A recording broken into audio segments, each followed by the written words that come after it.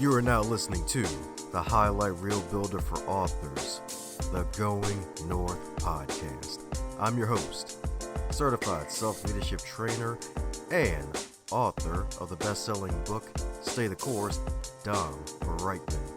And you're going to be getting some goodies today from the guest that's up next.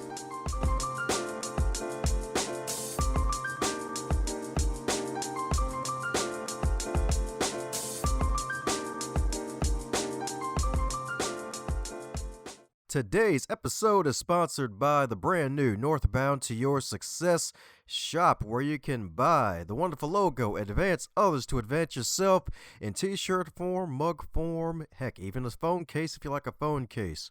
Either way, click on shop on goingnorthpodcast.com, cop a t-shirt, hoodie or two, and be sure to tag the host when you do, so that way I can give you a shout out on a future episode of the podcast. Now let's get down to business with the episode for real.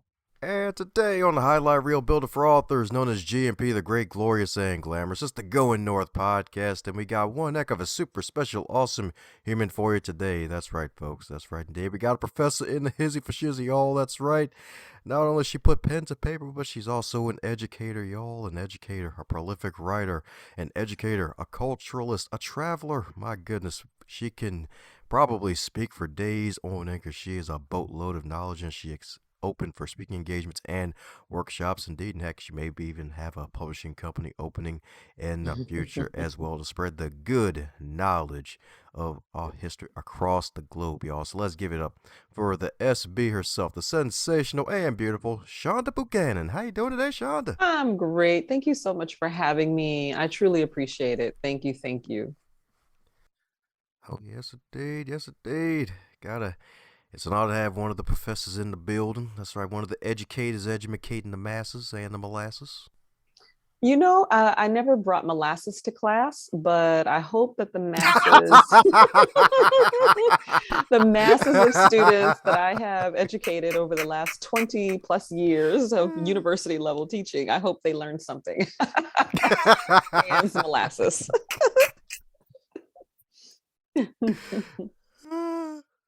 First time someone actually caught that line. Usually folks usually laugh at the molasses part, but nah, she took it seriously, which I love.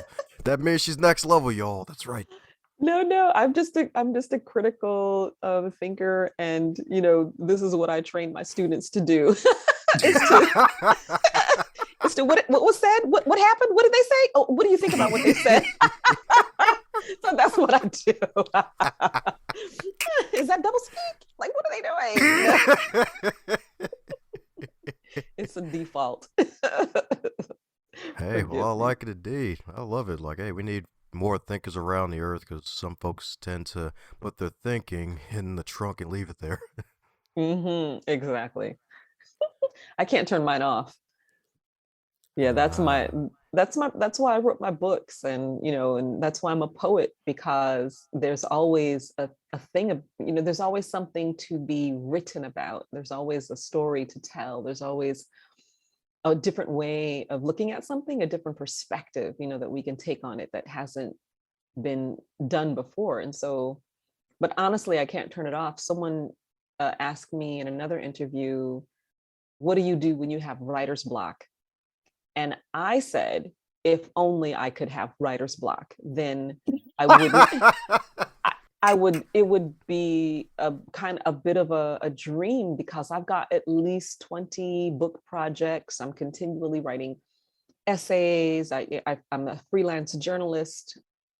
I've been a freelance journalist for the last 25 years, worked as a managing editor at a magazine, and so ideas and writing and the critical thinking, those are always happening for me. It's my brain is always on. That's what I'm talking about. So it's been on since birth, I'm assuming then? Pre-birth. Even better. So she's counting past lives too. That's what I'm talking about. Let's call it that, yes. Oh, yeah. Because I read a little bit of your book, the Black Indian book, if I'm not mistaken, where you could actually see spirits at a young age. You could actually sense them. So, yeah. That was it's a family trait. as well. I mean, that's the women in my family, particularly. We would dream a thing, and then it was so real and so vivid that either we knew that it had happened or it was about to happen. And so we would call each other. Sometimes we'd call the person to check on the person, but sometimes because we were afraid, we would call another sister to say, could you call this sister and ask the sister if she's okay? Because we didn't want to alarm anyone. Um, and so, whenever someone's in turmoil, or one time I had a dream that one of my aunts my aunt had a knee surgery or something like that, and then she died. And then I knew my sister was having knee surgery, and I called another sister and I said, I had a dream that Aunt Gladys had knee surgery and she died. And so I called one sister and I said, can you call her? And she's like, no, I'm not calling her. And she called another sister. I got a lot of sisters. And she was like, can you call her? And she was like, no, you call her. And I was like, oh man. So when I finally called the sister, her knee surgery went well, but my Aunt Gladys had died as well. So, and that Oh, was my brother's, yeah, my brother, my dad's sister. And it was a, it's not always fun to have that gift. It's not always fun to have that gift, but I don't know where it comes from.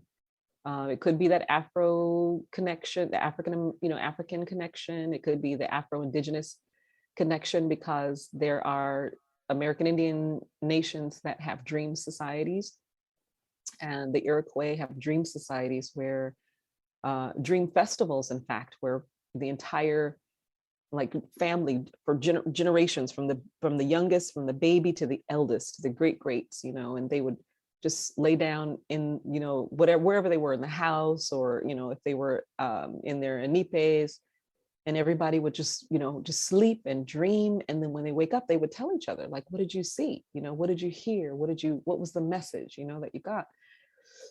So maybe that can be some residual, full blood cultural tradition or practice. I have no idea. I just know that it literally has happened to us many, many times. wow. Yeah, and when you say it that way, it's like, it kind of does make sense. It's like, oh man, must be a message. Like, I got to check on this person, but it's like, oh crap, I don't want to talk to him Mm-hmm. directly. I got a whole Mm-hmm. tribe here. Let's see if they can help me out. Oh Mm-hmm. darn, they're not. Mm-hmm. Mm-hmm. Oh. Mm-hmm. Communal. Yeah, let's be communal about passing on this knowledge, this information. So yeah. But I mean, there's a bit of in my book also, I do talk about my mom. She would so whenever someone passed, the story is that they would always come back to her to tell her to let everyone else know that they were okay. And that's another lore in the story. It's interesting. I could probably write a whole book on that kind of thing that happens in my family, but we just accept it. We grew up with that knowledge. We grew up with the sense that the reality that we're participating in right now uh, is a thing that has a thin veil, and that at some point the veil could, you know, be pushed aside, and you could be existing in another like space, time, and realm. Um, so yeah, I mean, when I see certain movies that deal with that, I'm thinking, oh, like Premonition, or other movies that deal with it, and I think Second Sight. Okay, Second Sight is a real thing. It's a real thing. Oh yeah, that's right. It just goes to show how powerful humans really are and how powerful we can be. True. Very true. Yes, indeed. Yes, indeed. So, Mm-hmm. my goodness, my goodness. So, with all this wonderful knowledge that you've been acquiring over the years and still acquiring, and always keeping your brain nice and agile and full of wonderful wisdom, like, my goodness, like with the professor job and all the poetry, like, is there anything that you do outside of the writing to really keep yourself really going with all this wonderful stuff you do? Because I'm pretty sure, like, there You probably have like multiple outlets in addition to the writing because you probably think faster than you write. I do. I do. But in terms of so writing is a so Toni Morrison, who is one of my favorite writers, she passed a couple of years ago. Rest in power to Toni Morrison. She has a thing that says you are not what you do.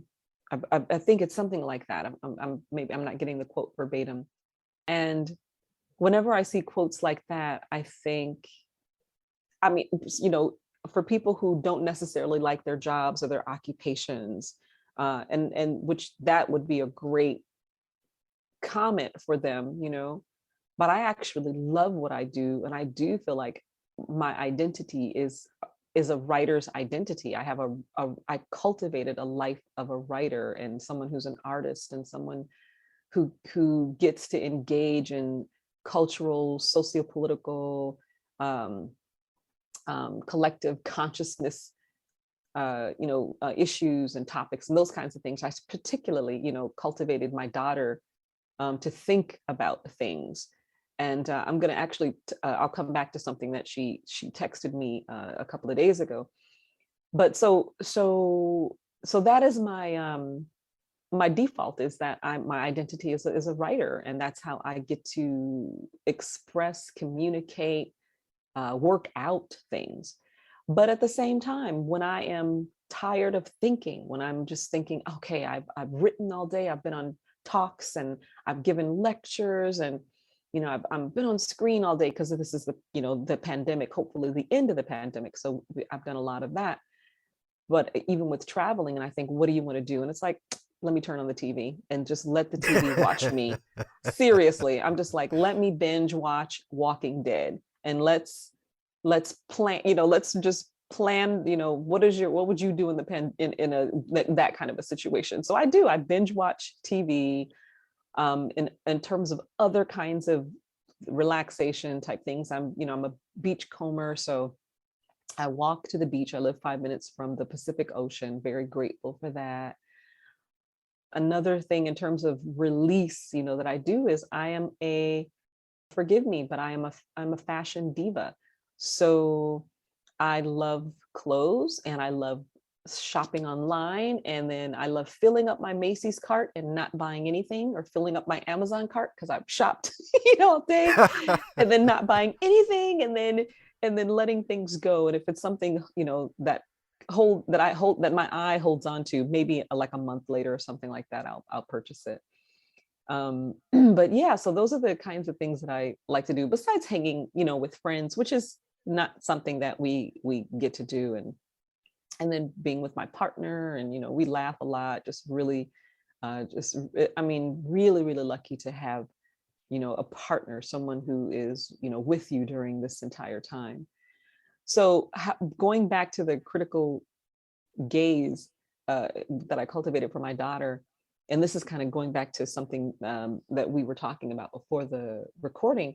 My daughter texted me and she said, "Mom," she said, "I'm so sorry for the Ukraine. And she's texting me what I'm thinking.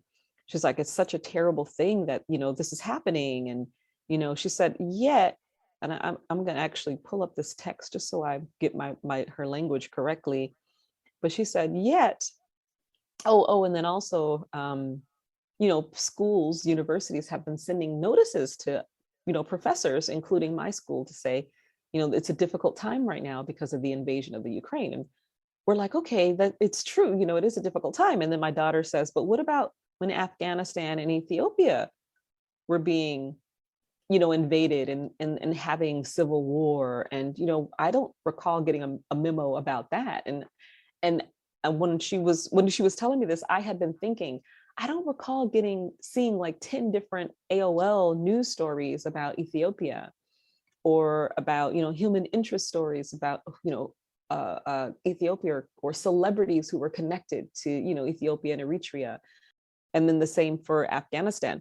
But since there's a particular reason why, and it's the old Cold War feud that we have with Russia, and that the US has with Russia. And I say we because I'm an American citizen. but that old Cold War feud, and then that connection to the European world stage piece is one of the reasons that the Ukraine is a highly publicized topic right now. And I feel very sorry for, what is happening. It's egregious and startling and shocking that we could have this happening. And at the end of the pandemic, that's another like really interesting piece that historians are going to chew on for a long time. Like, is this what they have been planning, 2 years after, like 2 years after, when everyone has their shots and Biden's in office, and and people are still reeling from the Trumpites, that regime. Then let's do this. I don't know. I'm not a politician. I'm just someone who thinks critically about what preceded the action, right? It's a really interesting time, and I am of the school of the Taya Miles school. Taya Miles is an educator at Harvard University. I actually spoke in her class via Zoom last year, and she also has dealt with Afro indigeneity discussions, but she has a book out called, what is Taya Miles' new book? It'll come back to me. But she wrote an article for the New York Times. I believe it was the New York Times, and I'm getting all this wrong, but you can look up Taya Miles and this article for the New Yorker, the New Yorker. So what she's saying is that she was explaining to her children, or she was talking to her children who are school age, and one of her kids said, "Mom," she's like, "we're probably just gonna all die anyway," and they were having a discussion about COVID and whether or not going back to school, and whether or not that's going to happen, or will they have to stay out of school because some kids had gotten COVID. And Taya basically, stopped the conversation and said, "No, we're not all going to die. This is just change. This is just another change." And then she went on in this article to talk about how we, America and the world, could take a page from the Black experience in America. And this is Black History Month, so this is the perfect time to have this conversation. But we can look at the resiliency and the ability to thrive and to pivot as Black people in America, and Black folks who the predominant numbers of us were in at the early part of the founding of America, were enslaved, and we had so many issues and things to deal with, like sexual exploitation and abuse and those kinds of things. But we knew there was a thing in us that was like, this is just a part of it right now, but things are going to change. Even in our spiritual hymns, and she didn't talk about this, but even in the gospel part of it, it was like, a change is going to come, right? And I actually brought that to my class. I work at a predominantly white college, and I brought that to one of my classes. And a couple of the students were like, "Wow, I never thought of it like that. I never thought that we could take a page from the Black experience in America and apply it to what we are dealing with right now, and how our youth can deal with what is happening, and that's another piece to a discussion about the youth and their experiences with screen classrooms, with just kind of living in a computer. Oh yeah. Oh yeah, indeed. And you're so right about that. And I mean, hey, the whole world takes a page out of the Black American experience, and so many other areas might as well take a page from our book in this one too.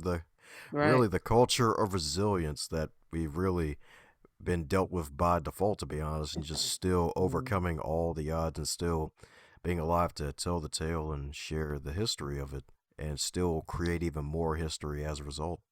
Mm-hmm. Mm-hmm. Yeah, the other piece is that we're constantly innovating.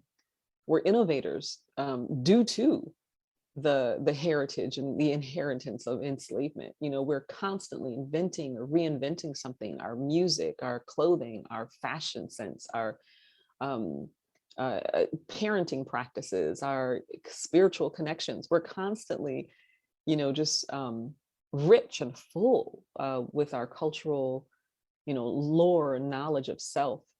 So I just, you know, I'm so just incredibly amazed at some of the things and just gratified to be a part of such a rich tradition, you know, and rich people. Oh yeah, definitely indeed, definitely indeed. And speaking of rich history, you have, if I'm not mistaken, probably three heritages in you all together.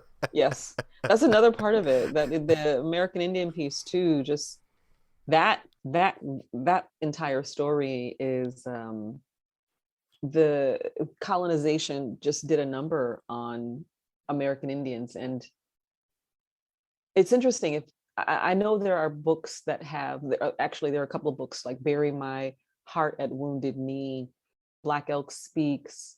There are other books that detail the treaties that were created between the US federal government and American Indian nations across the country at different times, and treaties that were broken. So it's like, we'll make a treaty and we'll say we'll only encroach this far into your tribal land, and then it's broken. Or you will get this much allotment, and then allotment money and clothing and goods and those kinds of things, and then it's broken. And we will, for example, with regards to the 5 civilized tribes, the Creek, Cherokee, Choctaw, Chickasaw, and Seminole of the Southeast, from South Carolina, your people's area, North Carolina, Virginia, Florida. Basically, the federal government said, well, you know, we only are just occupying space next to you. And those 5 civilized tribes said, you know, okay, fine, so we will attempt to assimilate. And many of them cut their hair, they started wearing Western clothing, they started, you know, buying things, and they became kind of, some of them became wealthy actually. But the other thing that they did was they started owning slaves. So because it was a sense of, how do we make sure that we can keep our homelands and make white people, you know, and particularly the white supremacists, you know, how do we make them comfortable? People who just want to erase us. So um, colonization just mowed over many of the treaties and agreements that had happened. And so ultimately, Andrew Jackson, who was a president and who was known as an Indian fighter before he became president, designed the 1830 Indian Removal Act, which it didn't matter that they had assimilated those 5 civilized tribes. They basically put them on a trail in from their wherever they were, their homes, a river. If someone was washing clothes, you know, by a river, or in a store, and they gave them warning, quote unquote. They were like, this is what they gave them warning in 1828, and they said, this is what we're going to do. And many of them were like, either some left, like my people, we left. It was like, no, they got on the trail, the King's Highway, and they were like, let's out of Dodge, let's go to Kentucky or Tennessee. And they did, you know, they migrated into Kalamazoo, Michigan. Actually, before Kalamazoo, Michigan, Indiana is the place where they settled. And then Kalamazoo, Michigan is where several of my branches of family ultimately started their own farmlands. And that's where I was born. But with the 5 civilized tribes, when they finally said, it's time for you to go, they just walked them. Some of them had horses, some of them, you know, they had their old, and they could, you know, had little, you know, sleds for their elderly. But the numbers for the Cherokee, and this is probably a really low number, of the 60,000 Cherokee that were removed from the Southeast, 4,000 to 5,000 of them died on the trail. Mm. You, yeah, you have stories of soldiers just losing it, crying, and just because they were like, how is it that I'm participating in such an egregious act of inhumanity? Uh, and besides the fact that we already had inhumanity with regards to, Black enslavement. And then the other thing that, and I think I'm actually going to write a little bit about this, or, maybe even and I know there are a couple of books out there, but I want to write about how many African American or Black slaves or mixed bloods, who, died on the trail as well. And then, I know many of some of them made it because they became the freedmen, right? The freedmen of the Cherokee and the Chickasaw tribes, the Black freedmen, if you want to call it that. Uh, yeah, so I want to write something about the African Americans who died on the trail, who were slaves, or who were on that journey, and then just what were their lives like when they got there. So I mean, America has really, in terms of how the cultural milieu for American Indians, for African Americans, definitely for Latina Americans, people of color, has been just a long laundry list of just like oppression. and we've continually just kind of innovated, and we've grown, and we've fought it, and we've resisted, and we come back to the piece about resiliency, and we have survived, and we're thriving.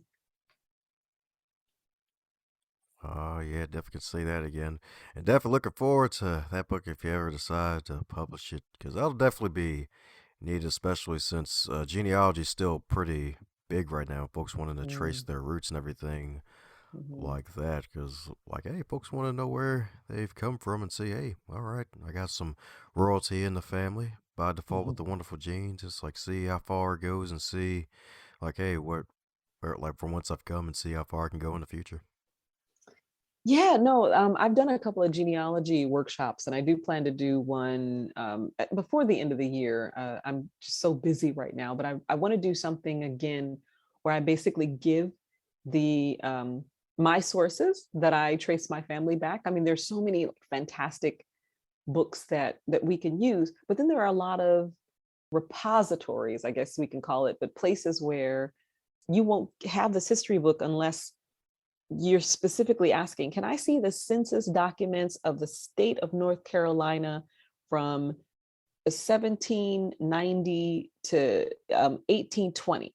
Right? You have to be specific about, and then the librarian is like, oh yes, which county do you want? Do you want Hertford County, or do you want Halifax County, or what do so there's a lot of like tedious small details that the weeds, I like to call it, like the genealogy weeds that you have to get into, to really find your people. So I want to do a genealogy, another Black Indian genealogy workshop, and just kind of give my data, give my books and my articles that I used. Oh wow, in person or virtual? Virtual for now, until I feel safe. Hey, Until I that's feel good. safe. Yeah. Yeah. More Yeah. attendees. Exactly. Exactly. Likely in the fall. Ah, there we go. That's right. The leaves ain't the only thing changing colors, y'all. That's right. Mm. Right. It won't be. That's right. Sean's got the That's whole Macy's funny. card ready for you this fall with that genealogy course, y'all. That's right.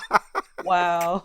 Well, we should we you should so when I get it together, we're gonna partner. I'm gonna have you publicize it. That would be lovely. That would be wonderful. And then I could help you see if you were related to Nina Simone, because her people, originally her folks, one branch of her family, Nina Simone. You know who Nina Simone is? Oh yeah, my dad actually was a fan of Nina Simone. Actually. So Nina Simone's people, in her the autobiography of Nina Simone, she talks about how one of her predecessors was from the South Carolina area, and as happens with with the drawing of the lines at the early parts of America, a line was drawn between the South Carolina and the North Carolina area, but it went through Catawba Indian territory. So it's like, are so you're separating this nation, this nation's land, but her people were on one side of it until all of them crossed over and became North Carolina folks. And I actually wrote a book of poetry about this as well. So I did a lot of research on Nina Simone too. But her one of her great grandfathers or great grandmothers was full blood, yes, full blood American Indian. This is what she says. This is her family lore. And then one was full blood African, but she was born in Tryon, North Carolina, which is not that far from South Carolina. So you might be related. You could be cousins. Oh, shoot. All right, cool. Alrighty, she sold me, y'all. Yes, so we'll have to find out. That's what I'm talking about, indeed. That's what I'm talking about, indeed. So, did you always picture yourself being a professor, given your wonderful history and all the knowledge in your head? I did not. I thought I would be a travel writer because I love to travel. Um, Traveling is not just a hobby for me. Traveling is a way for me to feel free, I guess. Like I'm able to learn another culture or have another experience. I think that's something else when I talk about the things that I do to unwind. It's like, let's go to Egypt, and let's walk the pyramids, and which I did in 2017, or Greece, like Greece looks fun. Greece looks great. Let's go and climb Acropolis, and let's walk up to the old temples. So I always imagined that I would be someone who was traveling and writing and being a travel writer, and like that was my life, my feeling. I think also it comes from like growing up in Kalamazoo, Michigan, and feeling like it was such a small town. There, to my mind, very few artists that were being creative or innovative. My family, I grew up in a pretty volatile household where it was always loud, and sometimes the fights at family reunions and things like that would happen, just surprising volatility. And I was like, these people, I can't be related. Like I used to ask my mom, I used to ask my mom, like, Mom, am I adopted, Mommy? Because I'm not like these people. And she would be like, girl, shut up. You are my child. Shut up. And but I should, I'm like, maybe we should do a DNA test, to see if we're related. But I was always trying to like escape, what felt to me like the loudness of my beautiful family, which I love them. I love them, to death. And we've been through so many things together as a family. But at the same time, when you start to grow older, you just know that you get to have your own like home, and you get to drive your own car at a certain point, and then you get to make your own choices at a certain point. And I knew that my choices would take me away from Kalamazoo. I knew that my choices would take me out of America. I knew that this world was bigger than what my mom or my dad or my family, and what they were so used to small town life, small town thinking, get a job. And it wasn't go to college. That wasn't the thinking in my family. It was more get a job, start paying your bills, you're going to be okay. And I wasn't necessarily encouraged to go to college. I had to do a lot of that encouraging myself. So yeah, I always thought that because I love to write, I love to travel, and I thought travel writing was going to be my my end goal. But then the turning of it was well, you need to make a living. And I was making a living as a writer for a period of time, but then I decided, let me just engage, get that graduate degree. And with getting this graduate degree, I got a teaching fellowship. And that's when I started teaching, when I got the teaching fellowship, and they were kind of teaching us how to teach. And I thought, okay, this is cool. And I love inspiring kids too. Like I love inspiring students. And then I can teach writing, and I can teach culture, and I can teach tradition. And so it just became this thing of, oh, in this semester, I'm going to do this, and we're going to study this. And so it became like and it still is a really exciting, like, feeling for me to go into a classroom and to give a student something that they didn't have before they came into my class, before they came to my class. For example, now I'm a writing instructor, which I get to go in and teach the critical thinking, critical reading, writing, um, rhetorical strategies, like how to develop your essays, those kinds of things.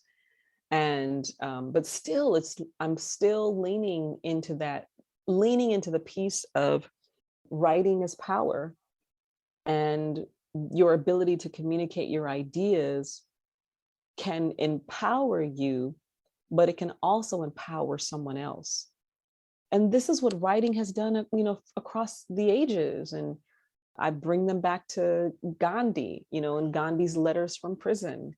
And Gandhi inspired Martin Luther King, right? Letters from Birmingham. And I know people have been inspired by MLK inspired Nelson Mandela, and what he was writing. And actually, and Indira Gandhi, who was one of the first women prime ministers of India. And I mean, there's so many moments where language, that ability to effectively shape an idea, and then put that idea forth into society, has changed something. And so I always talk about how, and particularly when I do teach my creative writing classes as well, poetry, fiction, nonfiction, depending on what you want to write. Yes, you can write about your personal experiences, your family, and you can write about those kinds of things, but there's got to be a message. There's got to be something that can help you, and then hopefully it's going to change something for someone else. So yes, I love teaching. Yeah, that's what I'm talking about indeed. That's what I'm talking about indeed. That's right indeed. Because I know you're excited once folks can hopefully travel for real. Again, Hmm. hopefully, depending on what happens across the magical pond indeed. And my goodness, Yeah. my goodness. So, what the beautiful thing about being a teacher is that your students sometimes teach you lessons too. So, have there been any lessons that stick out to you from your students, or any students inspire you to even continue doing your work even at a higher level? Oh my gosh, my students inspire me all the time, all the time. Yeah, and I tell them, I said, you're my teacher. You're my teacher as much as I'm your teacher. So please, if there's something that you want to look at, or something you want to learn, and bring it to class, and let's suss it out. But I do remember specific moments where students will tell me, one student in particular, he told me, he said,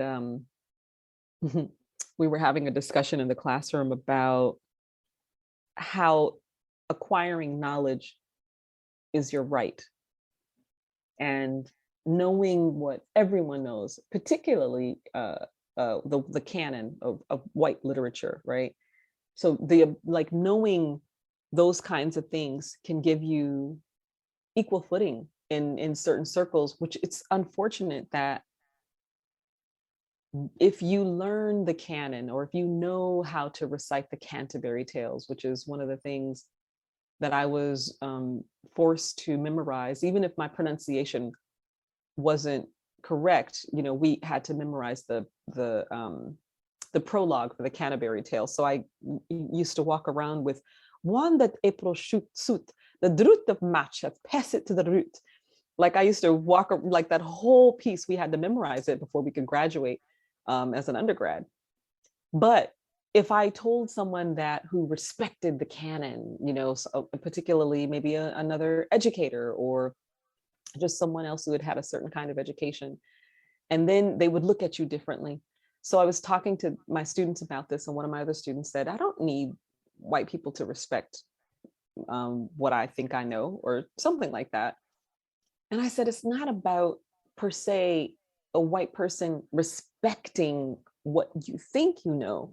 It's about the ability that they can't tell you something because you know what they know. And so I was just trying, you know what I mean? Like they can't pull one over on you or think less of you because you have this body of knowledge that they have. And he was unconcerned. He said, I don't need to know that. I just want to go and and just live my life and live a good life and just do this. He's like, I don't need to know what they know. And I said, okay, I understood that and I respected that. And then I come back to a discussion that Toni Morrison had with Charlie Rose. It's a really popular interview. It's been watched thousands of times. And she said, in fact, Toni Morrison taught at Harvard or Yale, one of those Ivy Leagues, knew the canon backwards and forwards.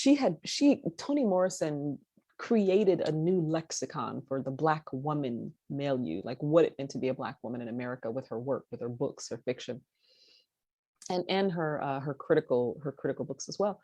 But she told Charlie Rose in this interview, she said, I decided that I wanted to be a writer for my people.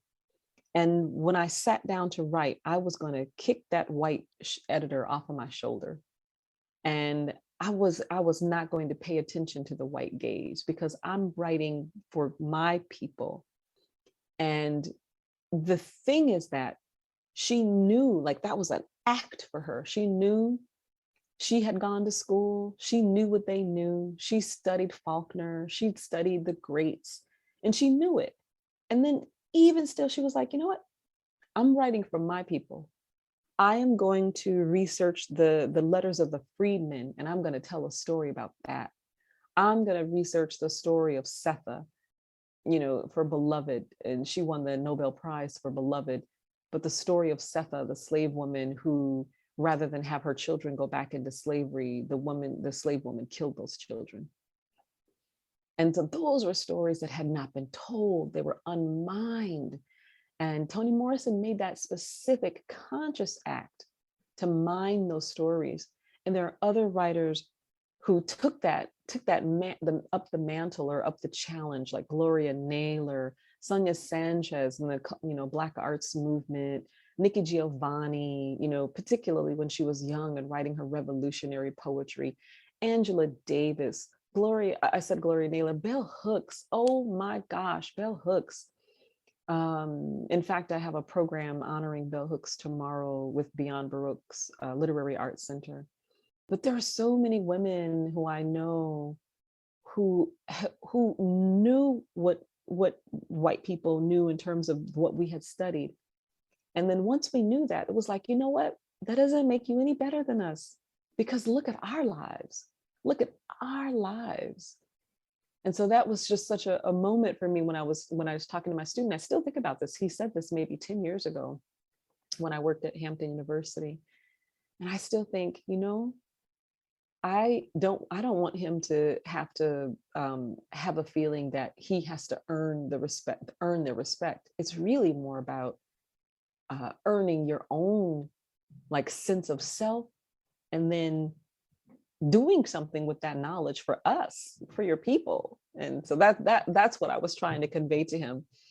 Yeah. And it's funny because I met him randomly. I was in New York visiting my daughter, and I was coming out of Macy's because I was having a shopping moment. And he was coming up. He just walked out of the subway off the stairwell, and I saw him on the phone, and I said, "Oh, I shouldn't say his name on here," but I said, "Hey," he said, "Professor Buchanan." I was like, "What are you doing?" And so obviously our story is not finished. If all places I could run into one of my former students in New York, in Manhattan, obviously that conversation is not finished, right? And that's how I feel about literature and about writing and about life. It's like it's never finished. There's never a dull moment. There's always something to discover, something to unearth, something, to learn from your students, from yourself, from the writing, from society, from culture, from people, relationships. um so yeah, some things are never done. And I have to say, it's interesting, the other book project, so I'm working on a second memoir as well. Woohoo! And I know, and so I'm thinking, is this one going to be a departure, too far of a departure from Black Indian, and people are going to be like, why didn't she write more about this? But I want to write about like relationships and travel, and ceremony. That's what I am writing about. That's what I am trying to get out of my computer right now. Yes. uh, all right, cool. So that's right. It's probably gonna be hotter than fish grease, I can imagine. I hope hotter than fish grease. Let's do that. Let's say that. Ah, yes, indeed. Yes, indeed. That's right. Relationships and travel and ceremony. All right, cool. So I guess in a way, it sounds like it's probably going to be more of an expansion on book number one with some of the stuff you touched on, I imagine, then. Yeah, per my book Black Indian. Oh, yeah. That's right, because you got multiple books. So that's right. Yeah, no. Oh, Black. I think in terms of Black Indian, the piece that a lot of people, when they come to my talks, they want to they want to hear about the Black Indian part, because many of them have that same kind of lore. So the African Americans who show up to my talks, and then just white people, they also kind of want to understand, do I have African in me? Do I have Indian in me? And can I claim it? How can I claim it? So there's that piece in my book where I do a lot of talking about how identifying as bi and triracial um, has always been a kind of a struggle, like an identity struggle. And people come to my talks and they read the book because they want to know how I navigated that kind of social, cultural, historical terrain, which is what the book does. I bring up a lot of history in terms of mixed raciality, things about free people of color, and how free people of color who were uh, technically uh, Black people, but really mixed race people, and they call them free people of color because we were multi-raced. So that's a whole another discussion. So people come to the book for that, and then also they come because of the family story, where I'm really, really trying to uncover with my memoir Black Indian. I'm really trying to uncover, why was there so much violence when I was younger, and what was the thing? What were those kinds of things that we inherited? And then ultimately, how could I break the cycle for myself and my daughter? How could I make sure that we didn't fall into relationships, abusive relationships, or fall into addiction?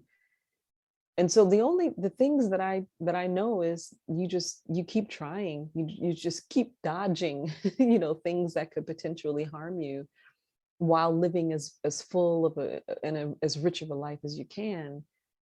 And I say this in my talk. So those are the kinds of things that I talk about. And then I also talk about mixed race people really representing the tapestry of America, and the need to keep us separate and divided and to relabel us became a constant battle for white supremacists, and people who wanted to not they wanted the labor of people of color, and they wanted the pleasure of people of color, and they wanted the accoutrements. But some of them, you know what I'm saying, but some of them just yep. didn't want us to be seen or heard, or didn't want us around. And so they have this constant battle of how do we make sure. So for example, a white slave master who had relations with his black slave women, how do you make sure that the mulatto child that you have, how do you make sure that that child does not inherit the family farm and the plantation?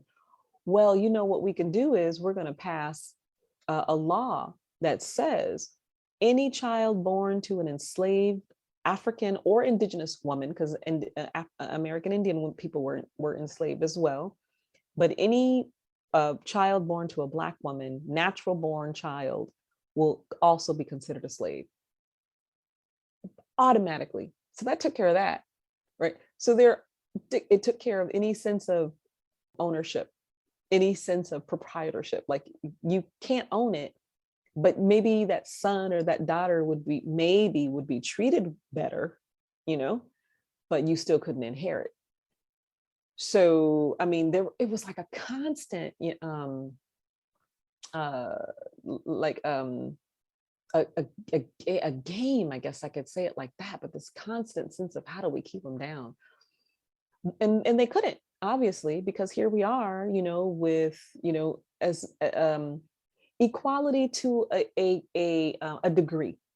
We have to say it like that, because social justice, we're still dealing with issues of social justice, still dealing with issues of lack of equity in our classrooms and in our communities, and we still have, higher rates of health ailments and poverty and many things in the Black community, indigenous communities, of color communities. We still have inequality in many spaces, and yet there are, some of us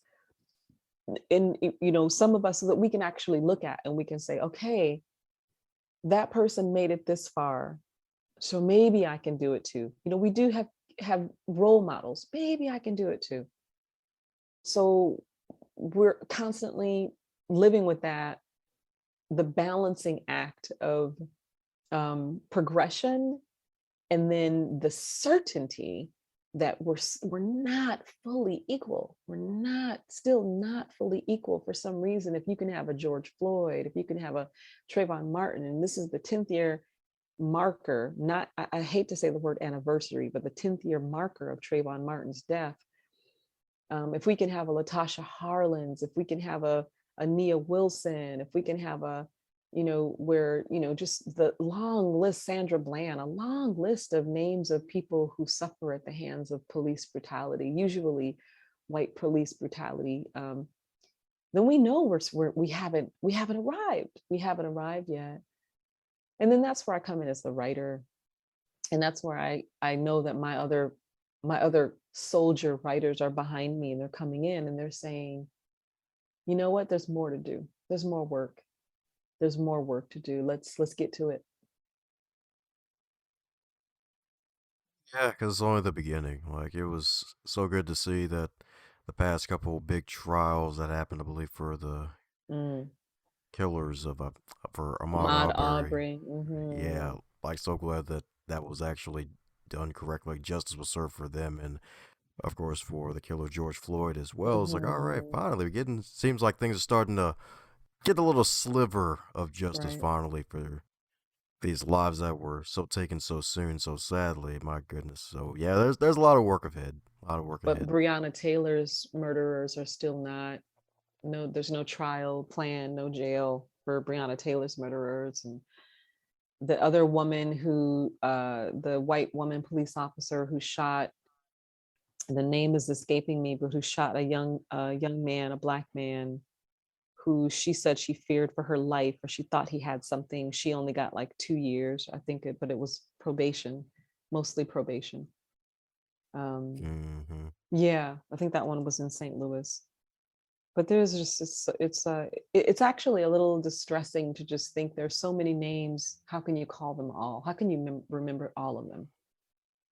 It's really unfortunate, really, really distressing. But we just, like I said, we just keep doing the work. Just keep doing the work.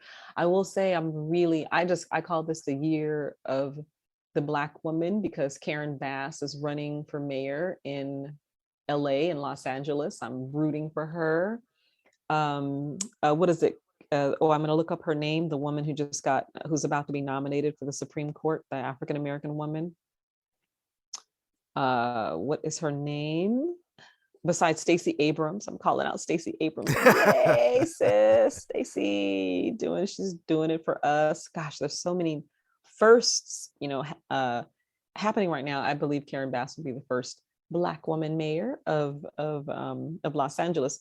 But Judge Ketanji Brown Jackson, and Biden did nominate her to be the first Black woman Supreme Court justice. So I'm just like, oh, okay, we're still doing it. We're still out here. And I've just heard, and I'm reading about her now, and she just seems to be a spitfire. So I'm excited. I'm excited for all the new things to come. Oh yeah, definitely, definitely indeed. So speaking of exciting, with all the excitement of you guesting on these wonderful podcasts to spread the good word of all the wonderful work that you're doing, is there a question that you wish you'd be asked more often?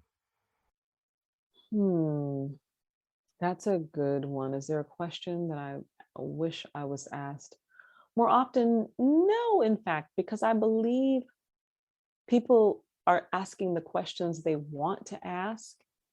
And I prefer for them to ask me what they're most passionate about, as opposed to me as opposed to me feeling like, well, you didn't ask about that. You didn't ask me, you didn't talk to me about that.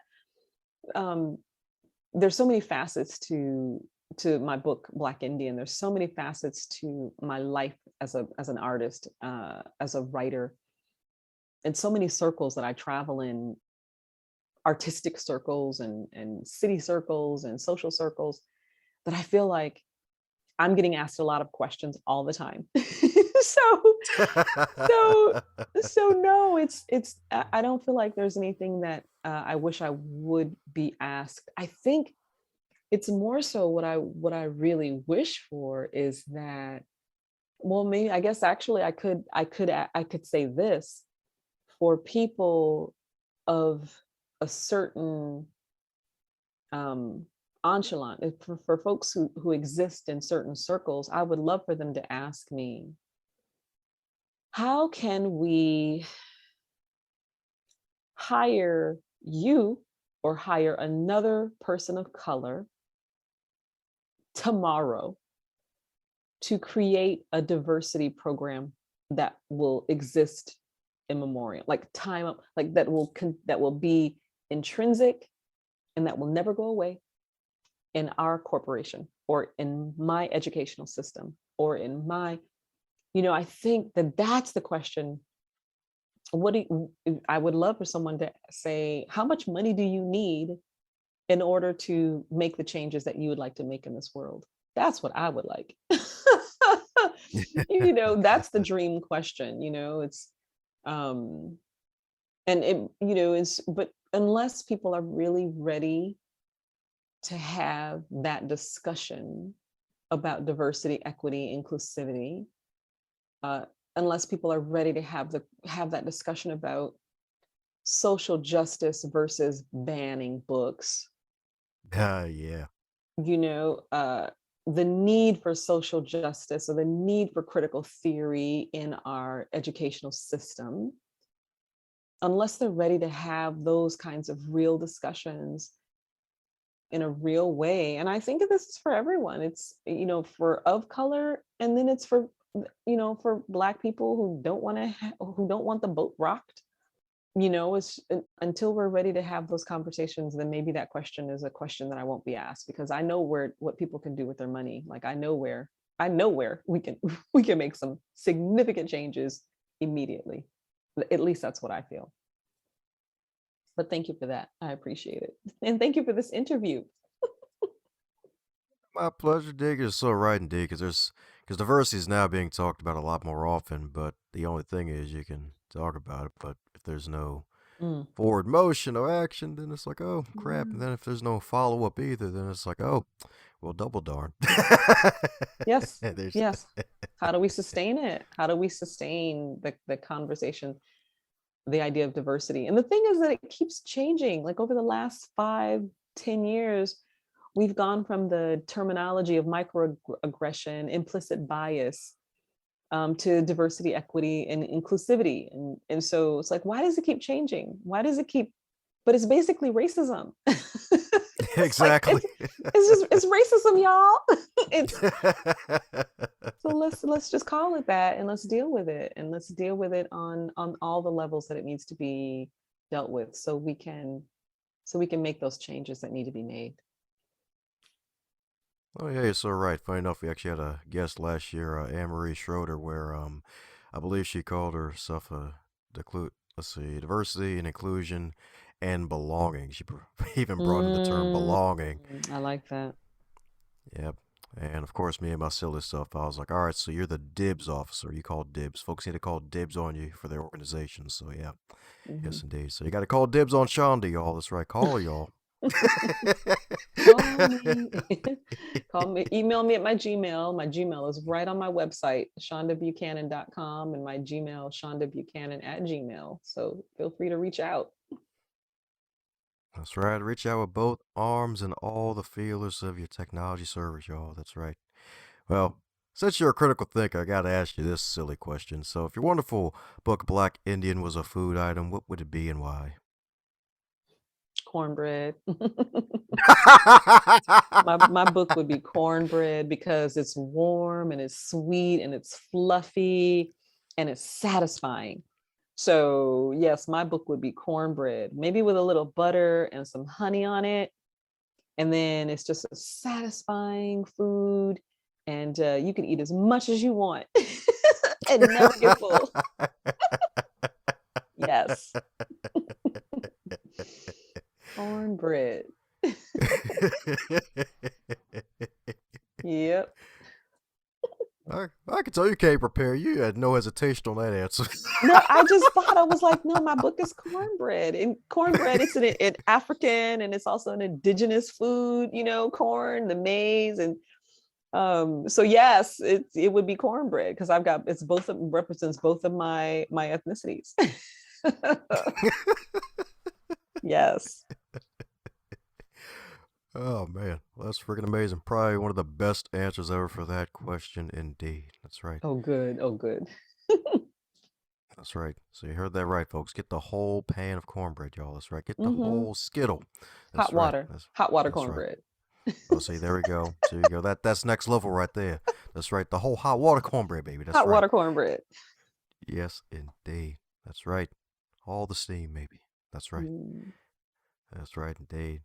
Well, we're coming down to the magical question that every guest gets to receive, and that is, if you're to wake up tomorrow and you're 25 again, but you're in 2022 with all of your knowledge and experience, what advice would you give to yourself?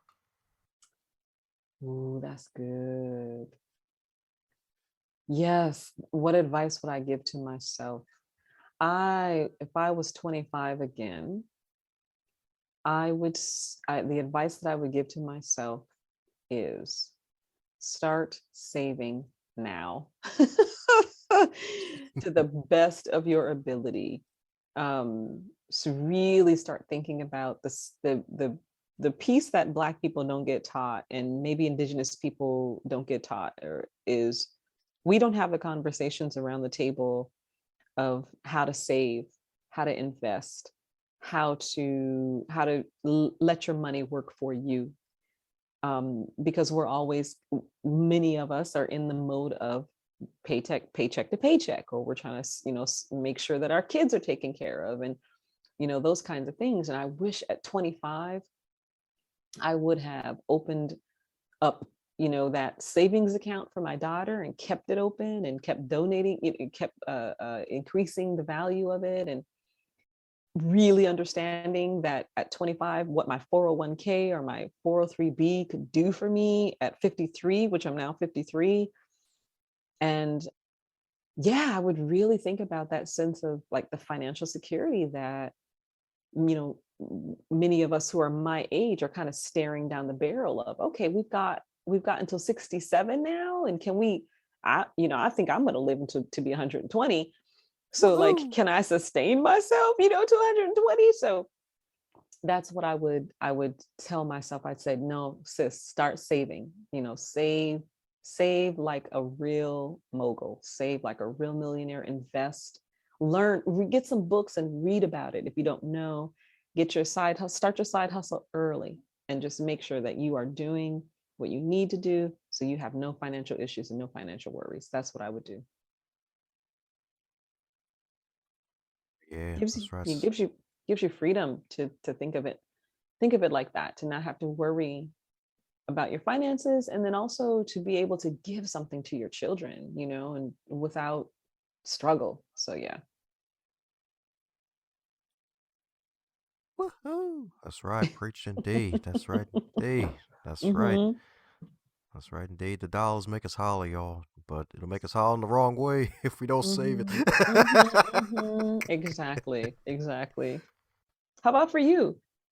What would you tell your 25-year-old self? Oh yeah, that's right. Stay in the gym. That's right. That's right indeed. Work through the injury. That's funny.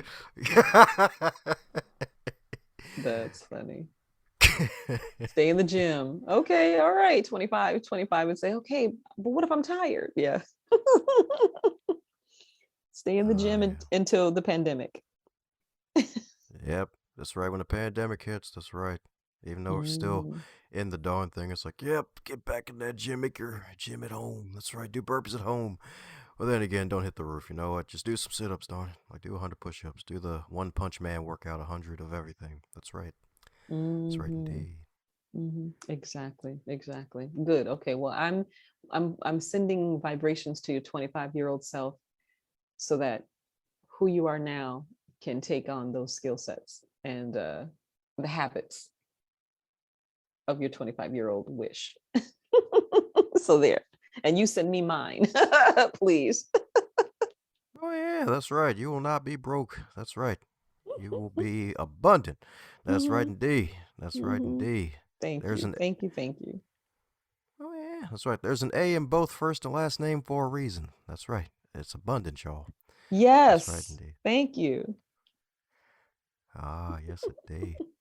Yes indeed. Well, speaking of abundance, folks need to send you an abundance of love and attention and buy some copies of your marvelous books and invite you to speak in all that wonderful smooth jazz. So if folks want to do just that, what's the best way for folks to do so?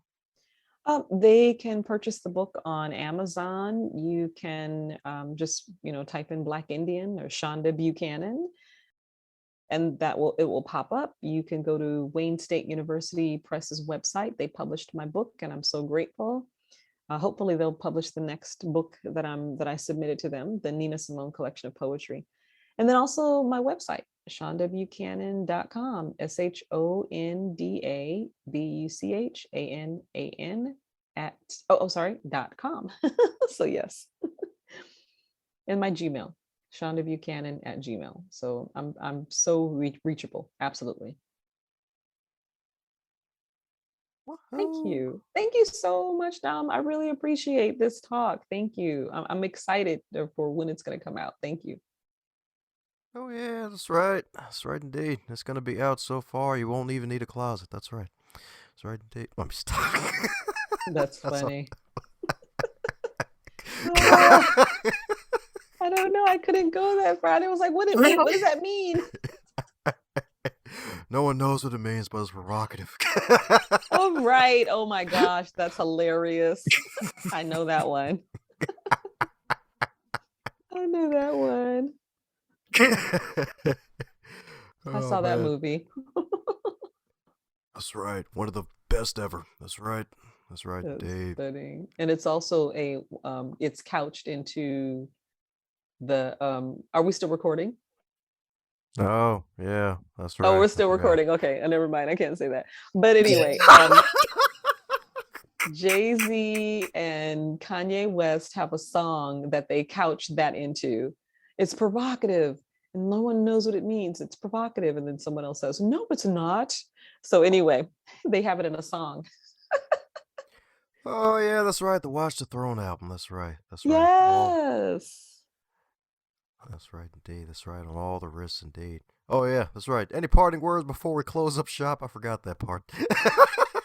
Oh, No, in terms of parting words, it's really just, I'm just really honored and grateful to be on your show. I'm honored and grateful to be able to, do these talks where I get to highlight my bi and triraciality, and just really have that discussion about the inheritance of a beautiful, strong people who have been,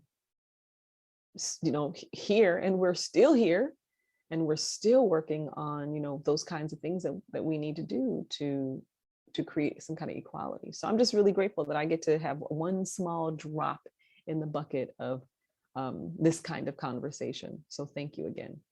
How's it going, my friend? I'm so glad you made it to the end. That shows that you are an uncommon finisher, and I am so grateful for you sharing your ears, your attention, and your time to this wonderful podcast to do something that'll take yourself to the next level.